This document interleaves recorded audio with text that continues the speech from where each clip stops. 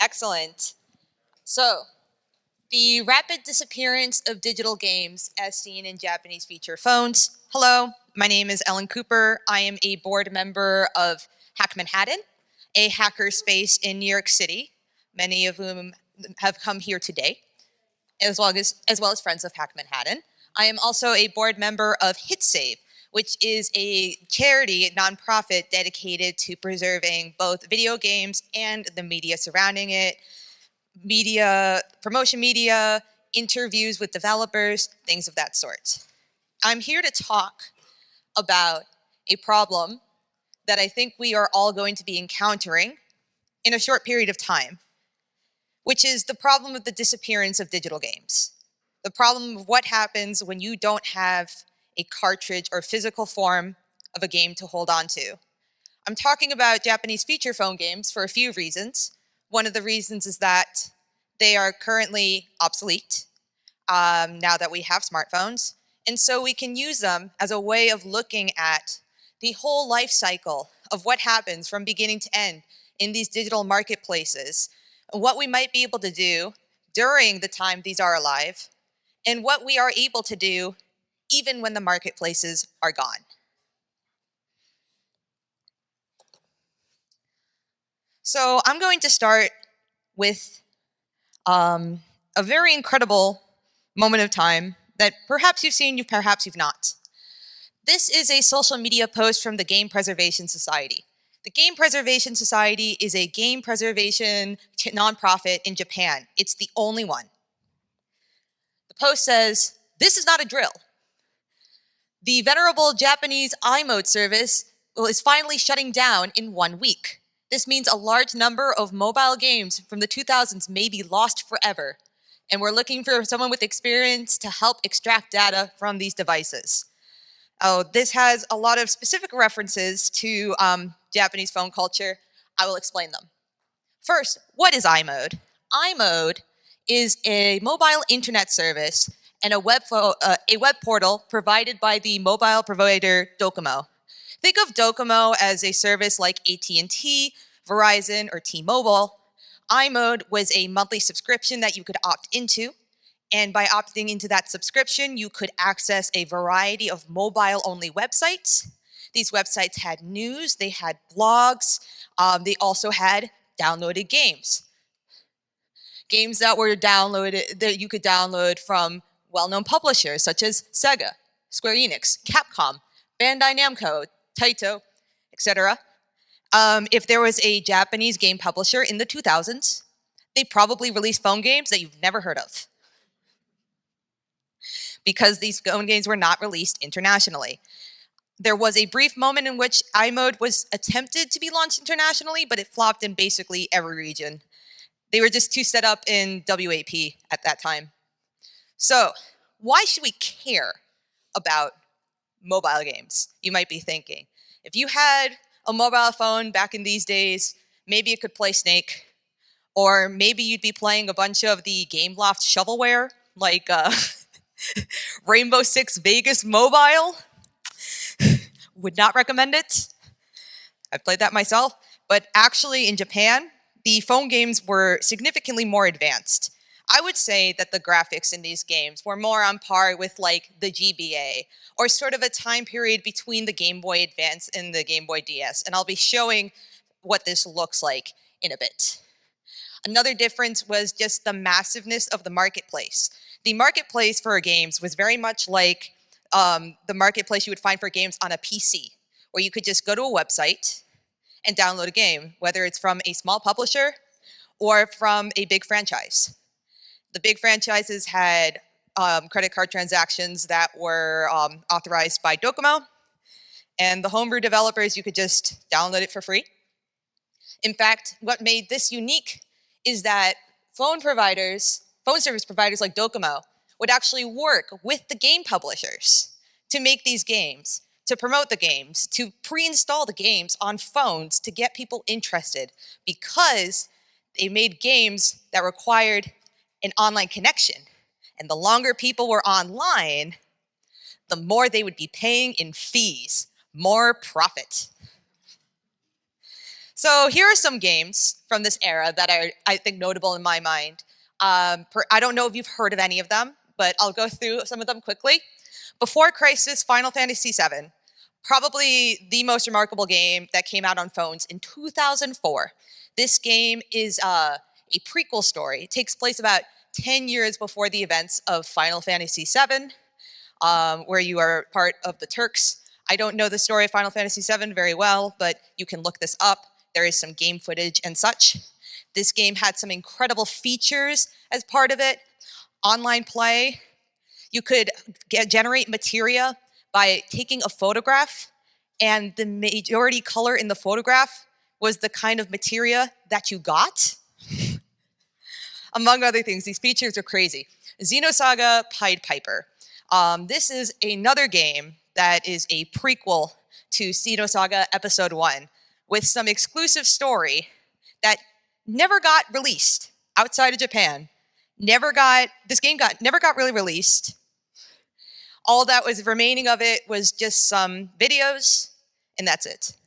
Rockman Dash, Great Adventure on 5 Islands. Rockman Dash is better known as Mega Man Legends in the US, and I believe in other countries as well.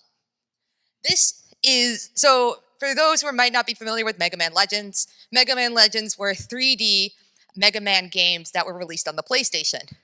Now, this is a 3D game released on a flip phone with those graphic capabilities. Pretty incredible. Lastly, I want to point out Professor Layton and the Mansion of the Deathly Mirror, an entire Professor Layton game that was only released on Japanese flip phones and never released anywhere else ever again. And you might think, are there really just these full console games that were released only on flip phones that we've just never heard of? Is this real? Yes, it is. Not only is it real, but I am really only scratching the surface of some of the insanity that was part of this mobile game collection.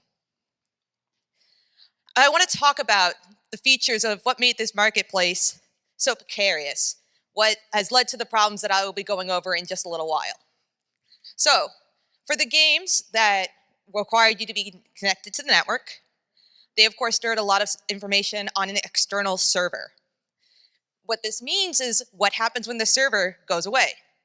So does the game. In addition, a lack of offline mode. What happens if the server goes away? You can't play the game. In Japan, they had monthly subscriptions where you could opt to basically do sort of like a cloud gaming. You would be able to download a game, and then every month, the game would check in with the server to make sure that you were still subscribed to the service. And if you were not, the game would lock itself. This was in like the mid-2000s, to give you an idea. We only started picking up this stuff later. The inability to transfer game data to external storage, which was eventually introduced in the later years, but was not before that, which means you can't get the games off of an SD card. The only way you're going to get the game off is if you're able to extract it directly from the phone itself. Lastly, another point that I want to add is select game servers shutting down at random times before the entire market is closed down. So when GPS made their message, a lot of stores were already closed. Konami closed their stores in, I think, 2016. Capcom closed their stores as well. There were only a few publishers who were even still around. So the effort was simply to save the games from those publishers. And the reason that it took so long to start this effort, the reason why we had the code red is because the Game Preservation Society was alerted to the preservation crisis by a user named Rockman Cosmo, who I'll be quoting a bunch during the presentation, who's also a friend of mine. So Rockman Cosmo wrote an open letter to various game organizations saying, these stores are going to close in a month. After that, you can't play the games. If they haven't been bought, if they haven't been purchased, they're gone.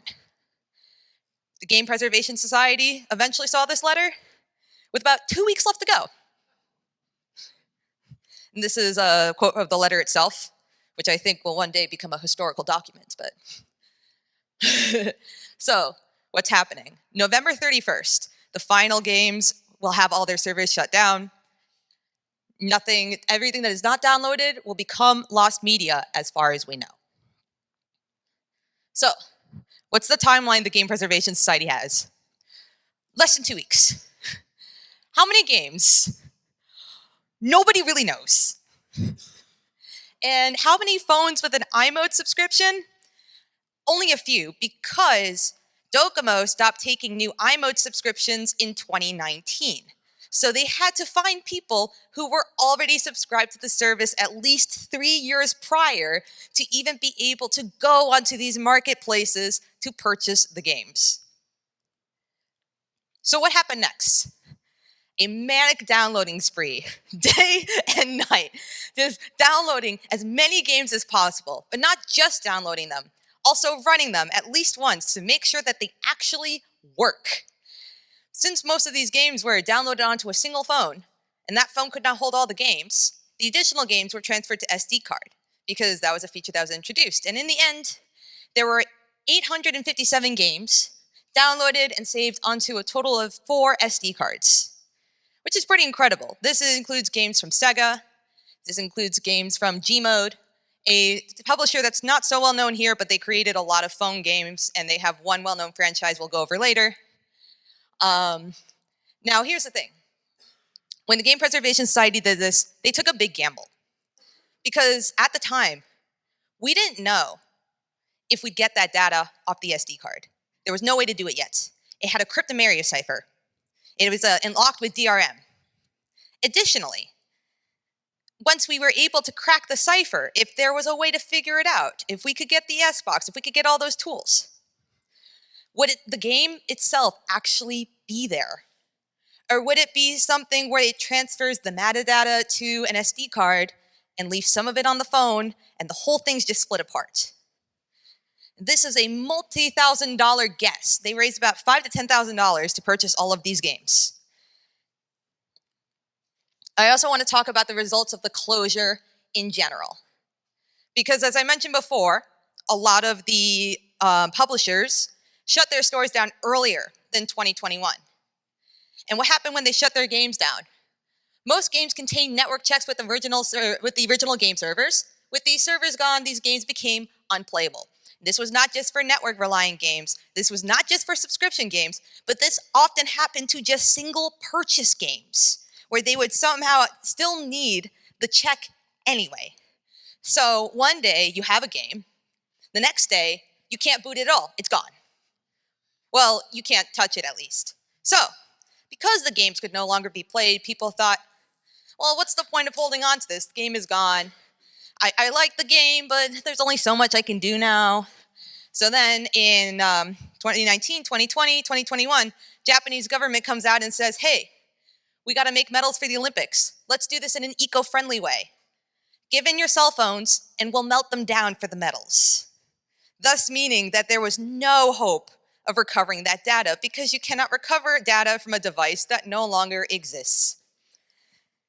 And this might seem like where the story ends, where a bunch of games, thousands of games are lost forever, a few are caught by one nonprofit, maybe they grab the games, it goes into their local library, we don't see it for a number of years because of copyright issues, and that's that. However, there's actually another story, and this story of what happens post-shutdown is going to be a large focus of this presentation.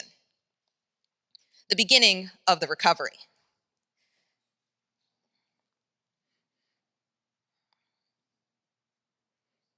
So, for 2 years after the Game Preservation Society's manic downloading spree, nothing really happened. Although the Game Preservation Society themselves have experience extracting data, their main focus was not on phone games, and not even games from the 2000s, but rather on 90s PC Japanese games. So they knew how to work with MSX, PC98, they knew how to preserve the disks, they knew how to preserve the papers that came with them. They did not have the tools to do anything with these digital games. So they needed volunteers. They needed volunteers with enough technical skills to do things like break the encryption on the SD card, extract the data from the SD card, find a way to hack into the phones themselves for the games that are saved in the phones and extract those games. There are people out there who have these skills. Probably some of you in the audience could know how to do this stuff. The problem is, the biggest challenge is making people care. To make people care enough about these games to want to invest that time in figuring out an exploit for these devices to help remove the game so that they can be saved in a database for the long term. So, what could people do when there wasn't anyone around to do the technical stuff? Well, we just did a lot of talking. So, Rockman Cosmo went on to all sorts of podcasts, all sorts of blogs, talking about iMode, talking about the games, large focus on Mega Man games, Rockman games, of course, but mentioning other games as well. And this was around the time that I started learning about Japanese feature phones. When I saw these coming into my feed, I was already doing a bit of game preservation in general, and I thought, wow, there really is this whole secret gaming universe that very few people know about. And I thought, so maybe the stores are closed, but maybe there are some things we can do. For instance, there are a lot of pre-installed games that would already be pretty incredible to find if we had a way to do it.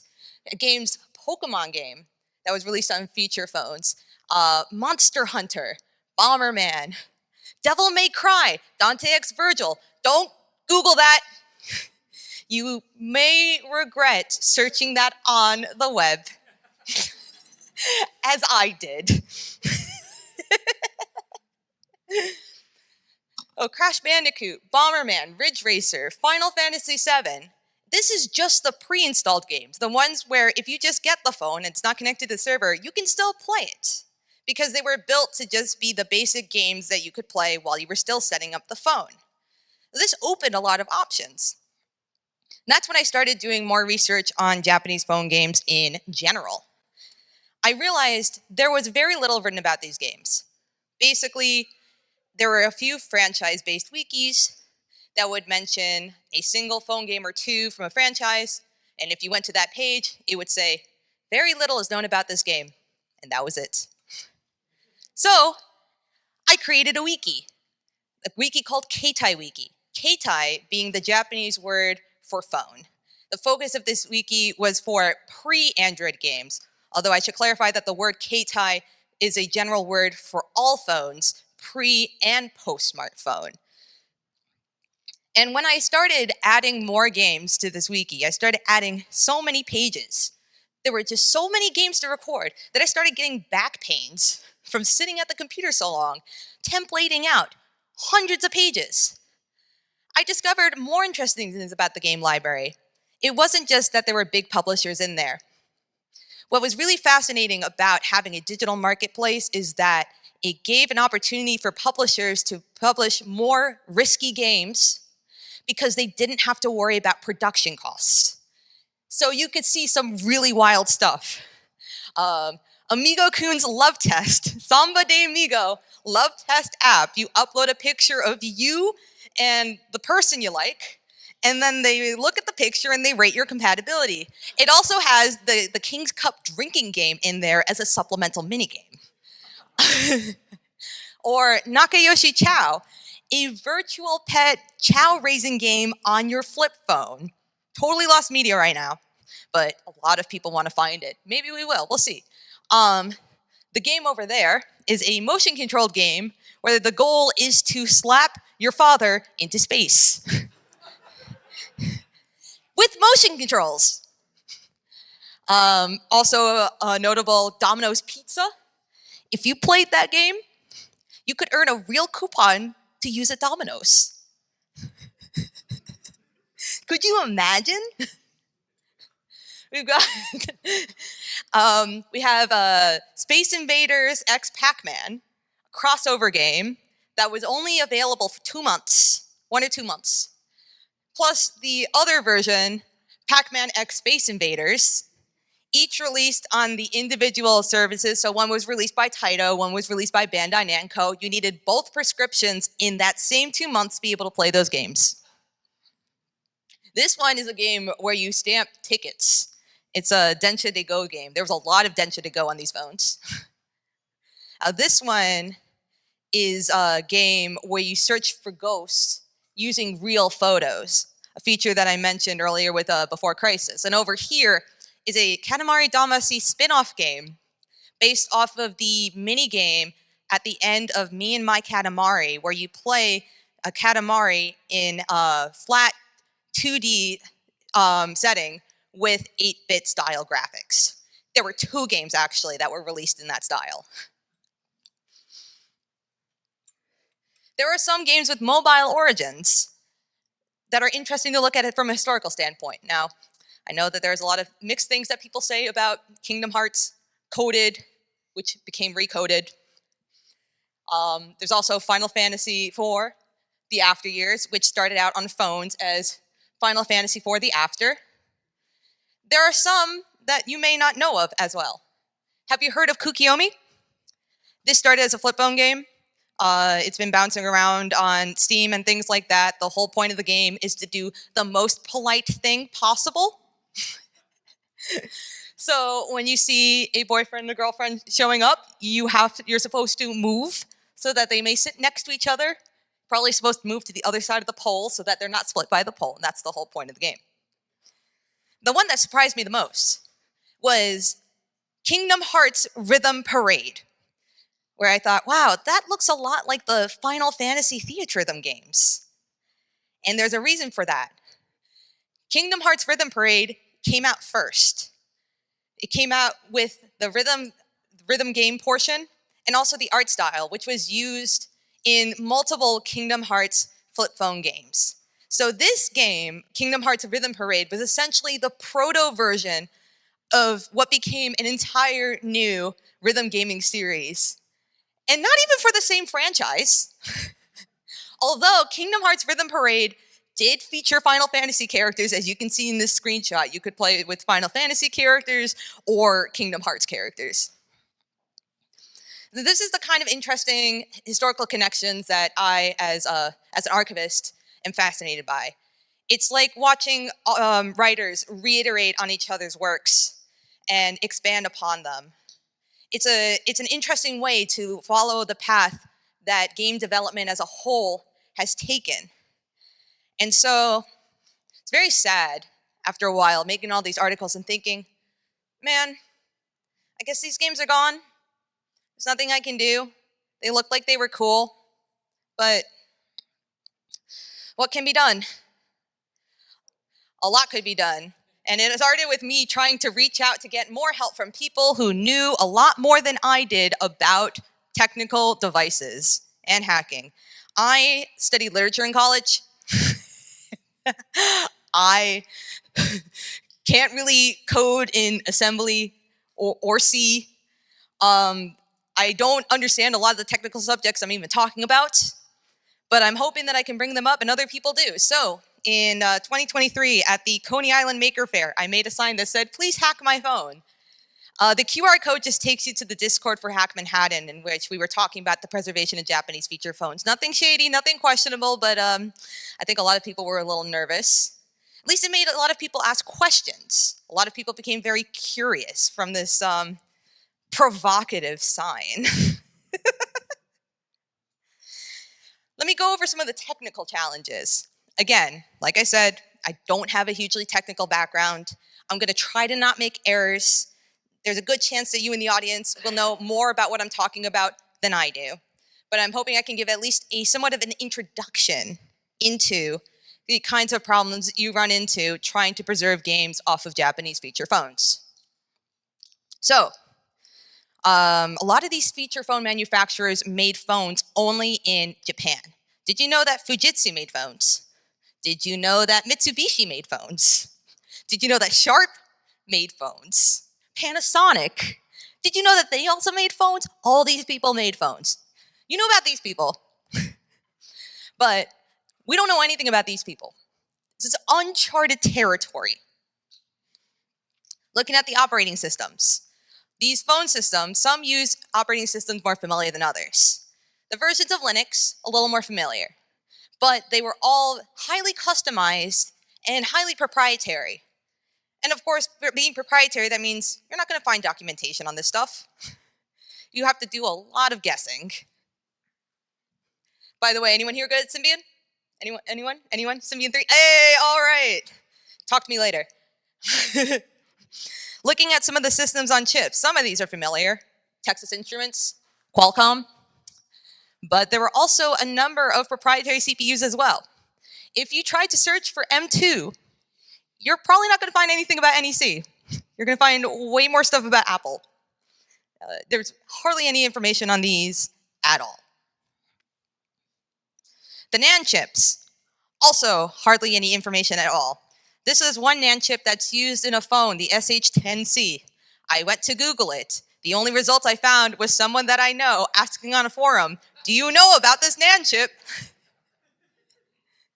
No one responded. So let's talk about the resources that we're missing. We don't have data sheets. We don't have schematics. To clarify, for anyone who saw the presentation over at 1 p.m., if you tried looking up the numbers, the FCC numbers for these phones, the companies actually put NDAs submitted to the US government to make sure that people could not see those schematics. So they're hidden, except for one phone where they forgot to send it in time, but mostly they were hidden. So example firmware downloads, nope. Service manuals, nope. Debugging software, nope. Tools for reading the NAND chips themselves, nope. So we had nothing. Some people would look at that and say, well, that's too bad. Good luck. Or, why would you even bother? But some people look at a situation like this and think, this is a challenge. Those are the people I've been trying to find. So first, I want to look at one of the technical challenges that we actually ended up solving, and this was the challenge of the SD card encryption. So when data is transferred to the SD card on these phones, it was encrypted with the cryptographic cipher using 56-bit keys. Rockman Cosmo, who I mentioned earlier in the presentation, talked to an academic who wrote research on the cryptographic cipher. This was before they had any information. They didn't even know the S-box. So he goes up to the guy. He says, do you think we could figure this out? And he says, no, not at all. So it's a good thing we found the S-box by accident. As we see on the tags that some of us took, better lucky than good.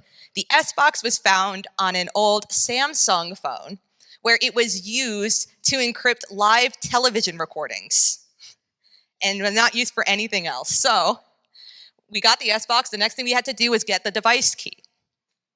And that we did through pure brute forcing with an AMD Radeon RX 7900 XTX at a speed of 34 billion keys a second. This brute forcing effort was also live streamed. Here's a picture of Hack Manhattan, where we put the live stream on projector for us to all watch and enjoy over the course of what became 20 days. It was estimated that this process would take 24 days at most. It was also estimated that the key that was found in this process had a 60% likelihood of actually working.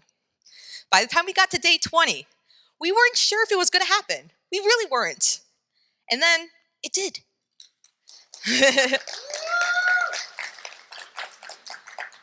Credit going to some of the incredible programmers who made that happen, and the people who are definitely not me.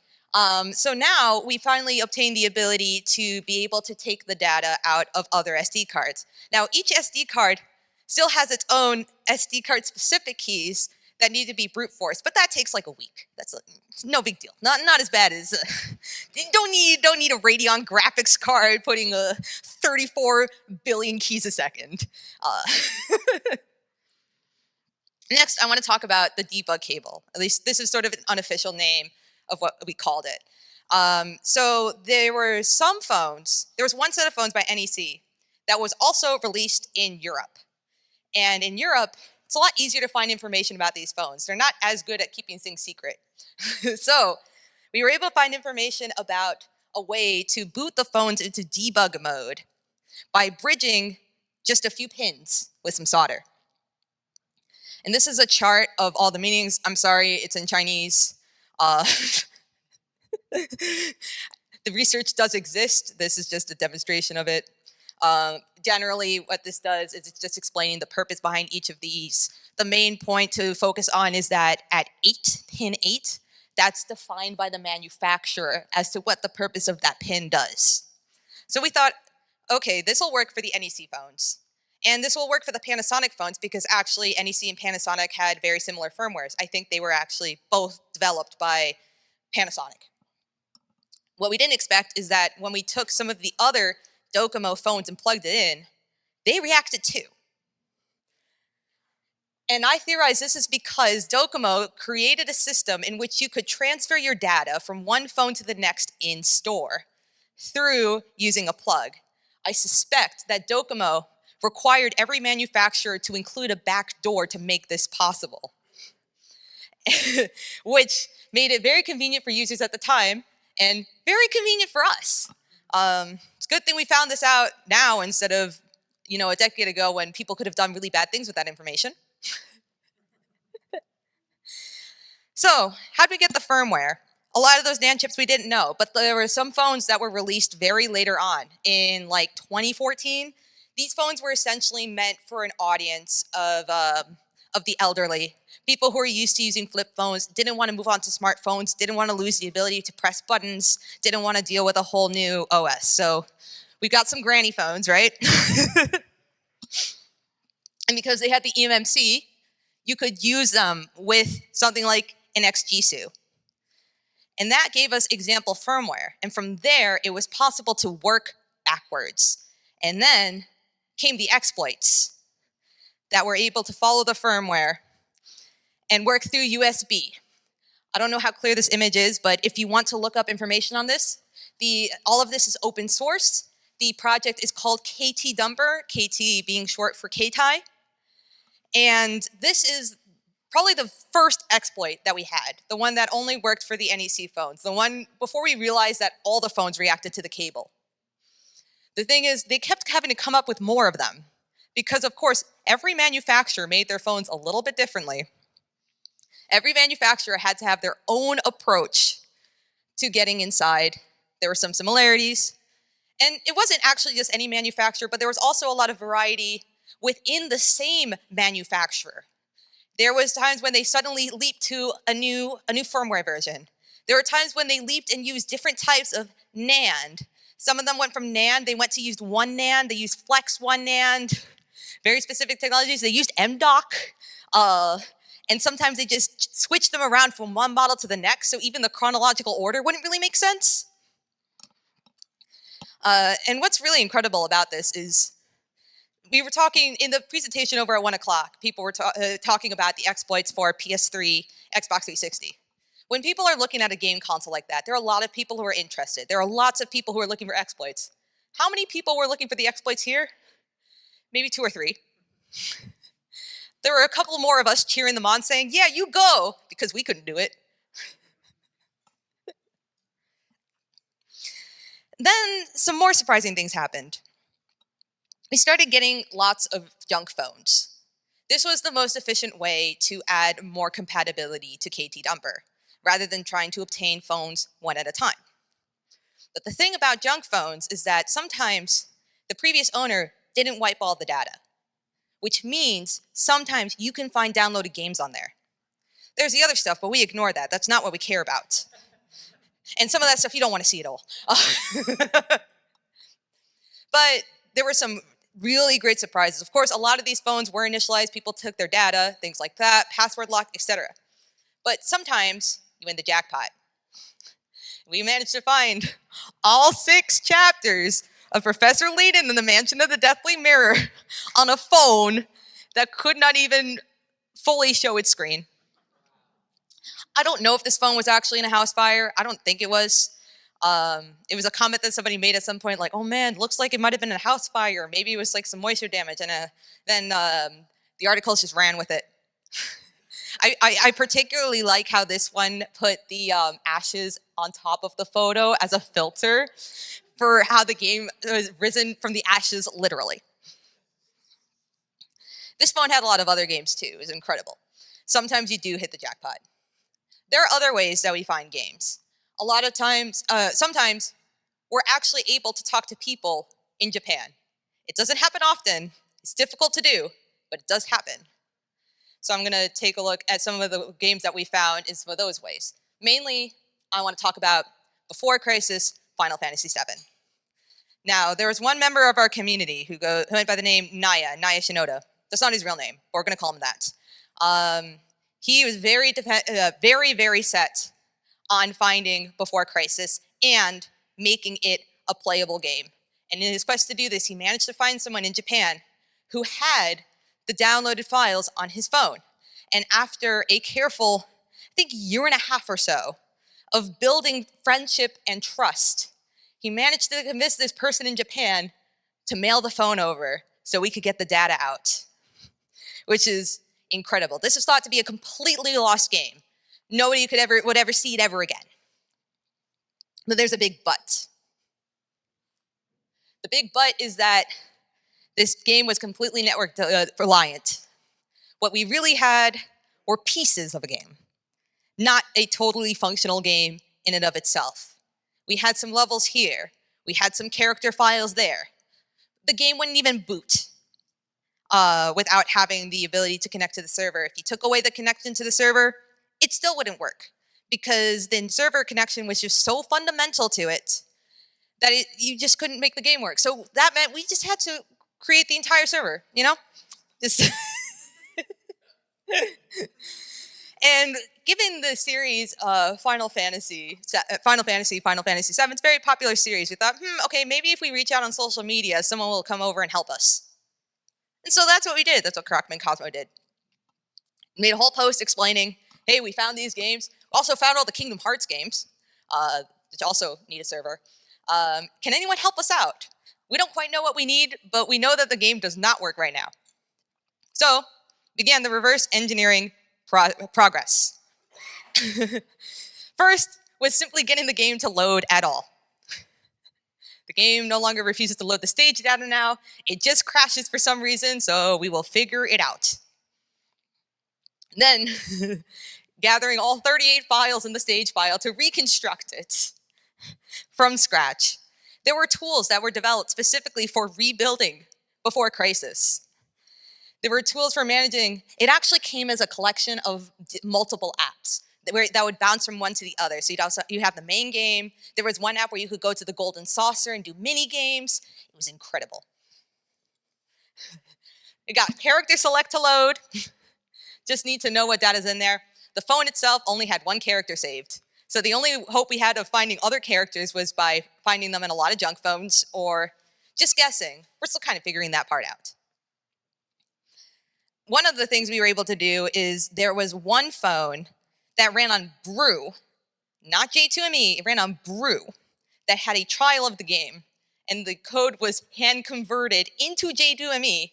Actually, it wasn't exactly J2ME, it was Doja, which stands for Docomo Java, which is a highly specialized form of J2ME that doesn't run on most emulators, and so it was converted to Doja, actually, from Brew.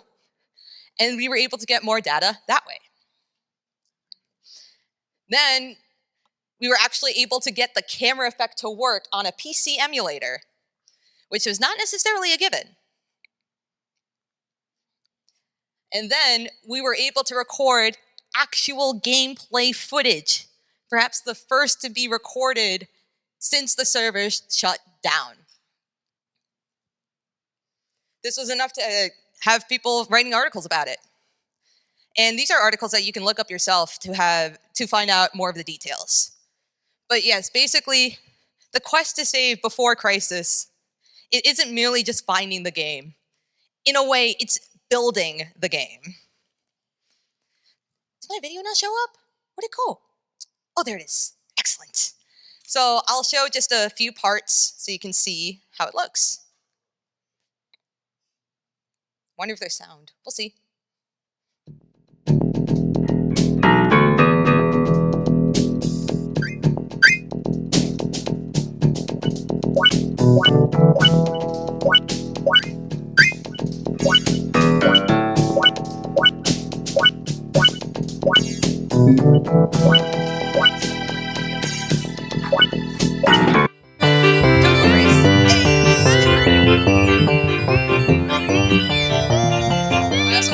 that the emulator we're using was the proprietary emulator created by Docomo, and the sound emulation is not the best.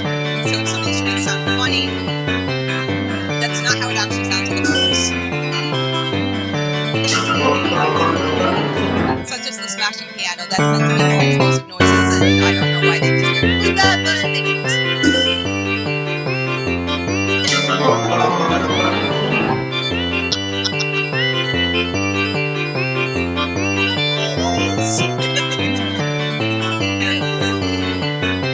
Maybe I could show a moment of some of the actual RPG gameplay. Got some running around, some dialogue.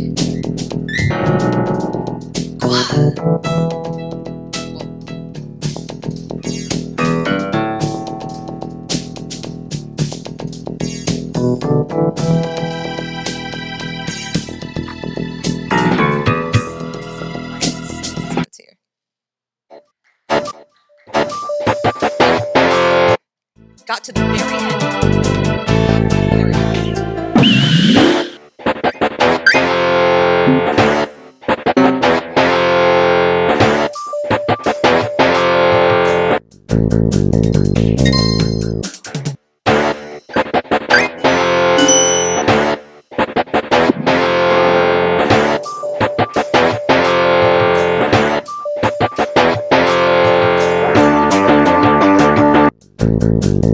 Alright, that's enough for now because we've got plenty of other things to talk about.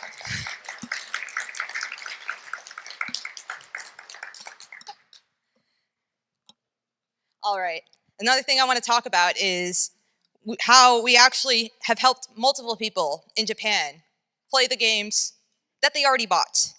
Because there might be this sense, given the rigidity of the laws in Japan, that everyone in Japan is more rigid about these things in general.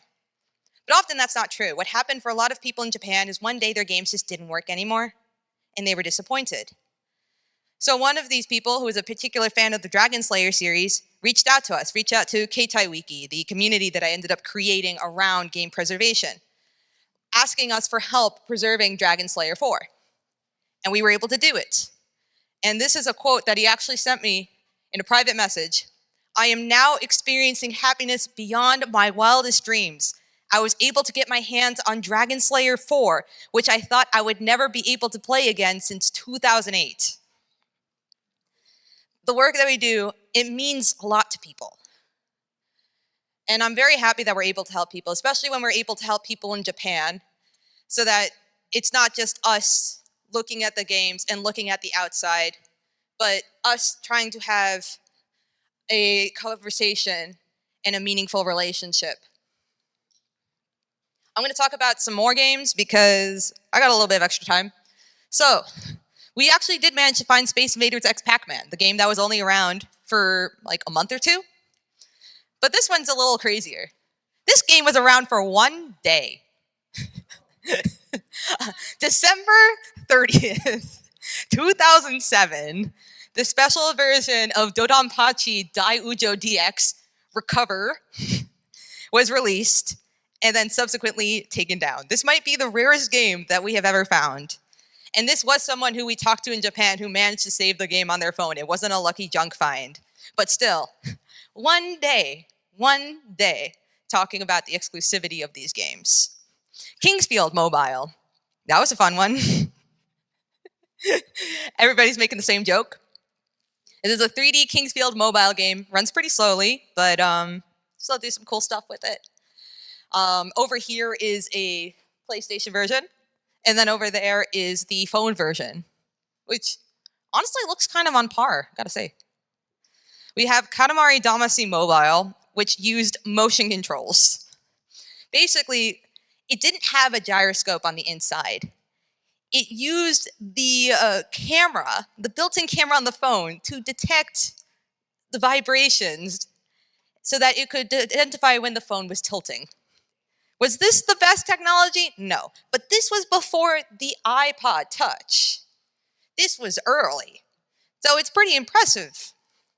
Gradius Neo Imperial, where someone managed to recreate the proper sign library that I didn't have in the Before Crisis video. This is a fun game because in Gradius Neo Imperial, which was only released in Japan, you play as one of the enemy ships. So it might be a little hard to see in that screenshot, but you're playing with a large ship, and so it becomes a different kind of game. Rather than a bullet dodging game, it becomes more about the best way to maintain endurance. McMahon39 is a wonderful homebrew game that I don't think licensed by Captain Co. Where you play as Hatsune Miku, fighting battles with different Vocaloid characters. There's also one point where there's like a floating Reimu head, Reimu from Toho, and maybe a few other references here and there. By the way, it's an incredibly difficult game. I don't think it got play tested, and it is almost impossible to beat. Rockman EXE, Phantom of Network, and Legend of Network. Now this was a cool one because we knew someone who had the trial.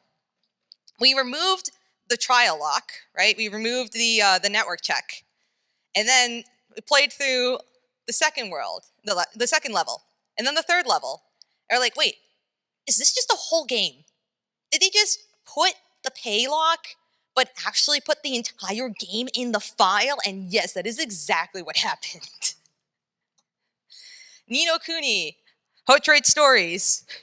Speaking of more just obscure sequels to games that we know, but did you know this one existed? Neither did I. In fact, I'm still not even totally clear whether they got past Chapter 1. I really cannot find information about it.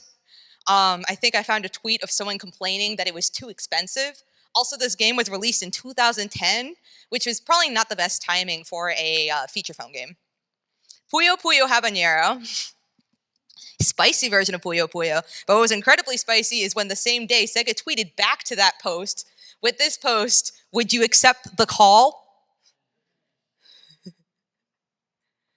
Those eyes. And there's also Futari de Puyo Puyo, where you play 2 players, 1 phone. It is as chaotic as it looks.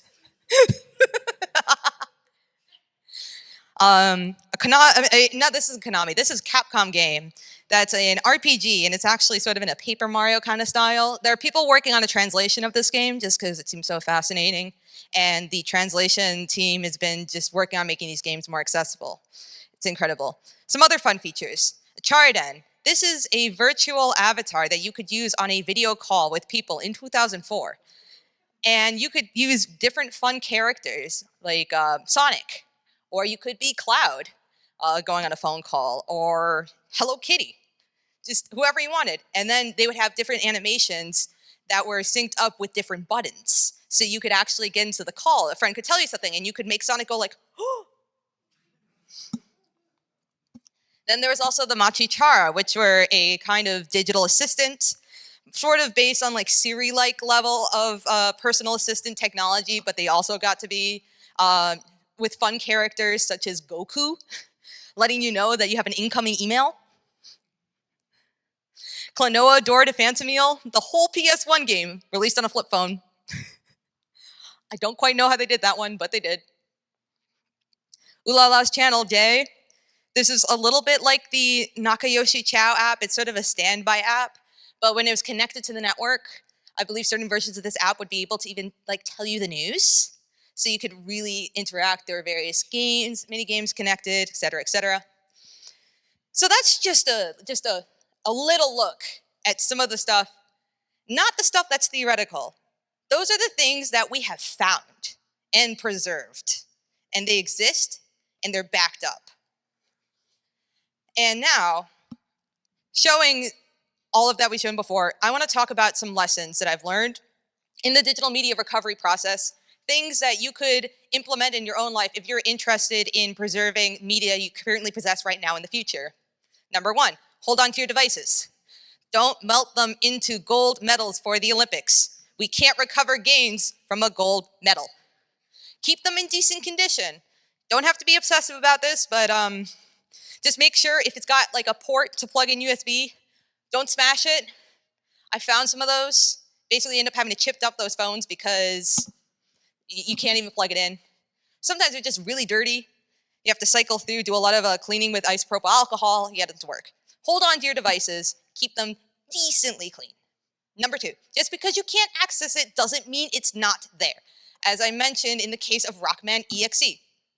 That was a situation where there's a whole game hidden on there. But to clarify, a lot of the games that we had, as mentioned before, they had network locks so you couldn't access them. But they didn't spontaneously combust. They didn't delete themselves. They were still there. So you have to kind of trust that some of those games are still there. The main thing to keep in mind with this is to try to make sure you can run the game once, at least. If you can run it offline, that's even better, but sometimes that's not really an option. Sometimes you don't need to have it run offline to get enough data for it to be there. The goal is to just store as much local data as possible. Make friends, build trust. So while we can get some games from the junk lots, it's also really good when we can talk to people themselves. That is usually the most effective way if you want to find a specific game. And it is particularly risky for people in Japan to interact with this project at all. I mean, it's risky to all of us, but Japan is a place where you can give a Let's Play and monetize it and then go to jail for 2 years. Some people don't want to take that risk. If they don't be a jerk. Don't say, why are you hoarding media? This is why. And I think that's pretty reasonable. Support game preservation communities and nonprofits. So I'm part of a nonprofit, so of course I'm talking about that, but I also want to talk about communities because there's actually a role that each of these play. With the communities, with the nonprofits, these are helpful for things like talking directly to publishers. For instance, HitSave has an arrangement with the publisher Super Rare Games, where anytime Super Rare Games releases a game, they give us a copy that we hold on to in the local library. Thus, you don't need to go and recover the game because it's been preserved from the start. That's excellent. It can also be good when you're talking to individuals who might be skeptical about sharing their information or their data or sharing the games at all. I mean, would you rather talk to the Video Game History Foundation, a very well nonprofit for game preservation in the US? Would you like to talk to them? Or you want to talk to someone with the username FunkyMonkey444? FunkyMonkey444 is going to look at your phone, get the games out. Some people might not want to do that, and that is understandable. At the same time, there are the roles of the communities. These roles, it's easier to join in a community.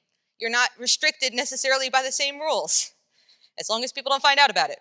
And a lot of times what happens is that these communities will build the open source tools, and then those open source tools are what are later used by these other organizations to preserve the games. So there's a very close relationship, which is another reason why HitSave supports open source projects and provides funding for open source projects related to video game preservation. Anyone can apply for that if you happen to have that as a project. Lastly, I think this is the biggest one. This is the biggest one. This is the elephant in the room. Still hard to talk about, still hard to really understand, but in terms of copyright laws, it might be good to consider things like, if you can't buy the game anymore and someone recovers it, maybe we don't need to be so hard on them. Maybe if the game's like 15, 20 years old, totally obsolete, we can give some slack. Thing is, some might argue, well, what if the publishers re-release these games and you're affecting their sales? And I know a lot of people have criticism about re-releases, thoughts that like they're not putting in effort to make new games, whatever. I'm not going to focus on that. What I'm going to focus on is the fact that we don't know what the companies have and what they don't. We don't know if they still have versions of Rockman Dash Great Adventure on 5 Islands. We don't know if they have the Rockman EXE games. They re-released those Mega Man games and didn't include it. The game could be gone. We don't know. It's possible that someone on the phone could have the last version. We don't know. So even if something like having a library where publishers are required to put at least one copy of their game so that we can know that it's at least somewhere to be held on to, a lot of things would make this situation better. That covers most of it. I want to end this presentation with a note from Rockman Cosmo's response to his open letter after the iMode store is closed. The death of the iMode website is a lesson for all video game enthusiasts about preserving history before it's too late. There will surely be a similar video game preservation crisis in the future. Will we be ready? Thank you.